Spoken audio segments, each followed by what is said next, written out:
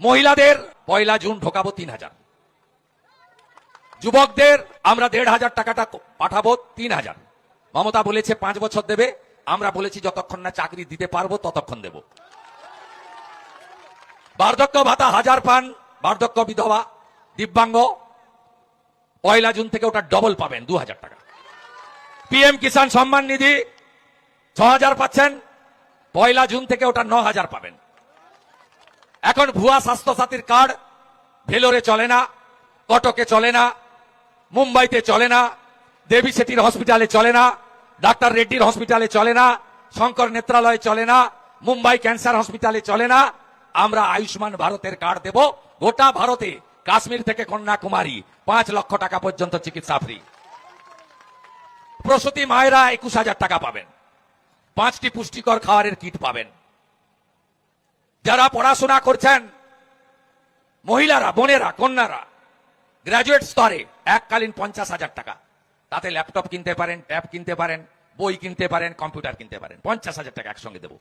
আর চাকরির বয়সে মমতা তো চাকরি দেয়নি, শিল্প তাড়িয়েছে। এই নন্দীগ্রামে 30,000 ছেলে বাইরের রাজ্যে কাজ করে, জানেন? নন্দীগ্রাম একে 18,204 জন ছেলে কোথায় কাজ করে জানেন? Orissa BJP, Maharashtra BJP, Gujarat BJP, Uttar Pradesh BJP, Andhra Pradesh BJP, কেরালায় কিছু আছে। এই 18,204-এর মধ্যে আবার মমতাকে যারা ভোট দিয়েছে সে 10,000 মুসলমানও আছে। এরা আমাদের এখানে বলে হিন্দুর পার্টি, আর বিজেপি শাসিত রাজ্যে রোজগার করে আর মমতার রাজ্যে টাকা পাঠায়। এটাই কঠিন বাস্তব। 5 বছর চাকরিতে আবেদনের বয়স সীমা ছাড় দেব। 6 মাসের মধ্যে সরকারি 6 লক্ষ ভ্যাকেন্সি পূরণ হবে, শিক্ষক সহ। কার্বন কপিতে পরীক্ষা হবে, যা লিখবেন 1 কপি বাড়িতে নিয়ে আসবেন, কেউ নাম্বার চেঞ্জ করতে পারবে না। আপনারা বিজেপিকে আনুন, পরিযায়ী শ্রমিকরা বাড়ি ফিরবেন। আমরা কথা দিতে পারি টাটা সহ শিল্পকে আমরা ফেরাবো, আর মাঠ থেকে 3100 টাকা করে ধান কিনে নিয়ে যাবে সরকার, মাঝখানে কোনো দালাল থাকবে না। মৎস্য সাথী প্রকল্প চালু হবে এবং শিক্ষাক্ষেত্রে পিএম শ্রী চালু হবে। আনুন বিজেপিকে। ধর্ষণ শব্দটাকে তুলে দেব।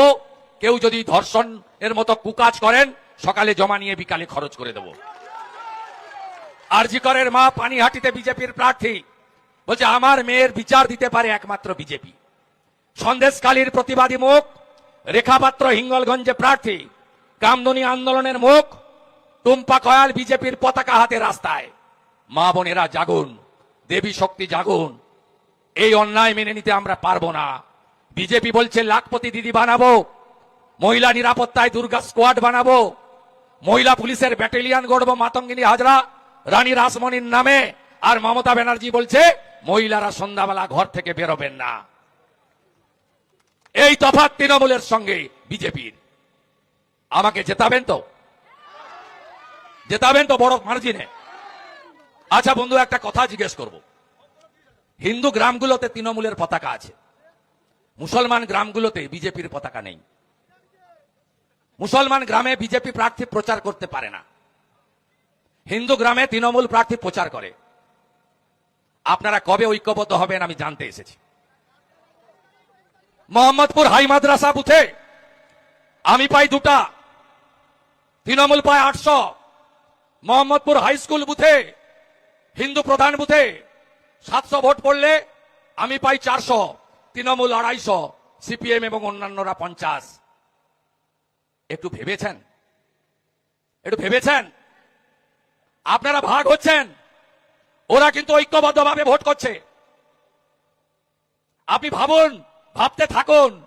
মোথাবাড়ি, মালদা, মুর্শিদাবাদ কার জন্য হয়েছে? তার নাম মমতা। ভাবতে থাকুন। 85% থেকে 65% হয়ে গেছেন। এই অঞ্চলে সংখ্যালঘু হয়ে আছেন। মুর্শিদাবাদের সনাতনীদের অবস্থার দিকে তাকান আর ভাবতে থাকুন, ভাবতে থাকুন, ভাবতে থাকুন।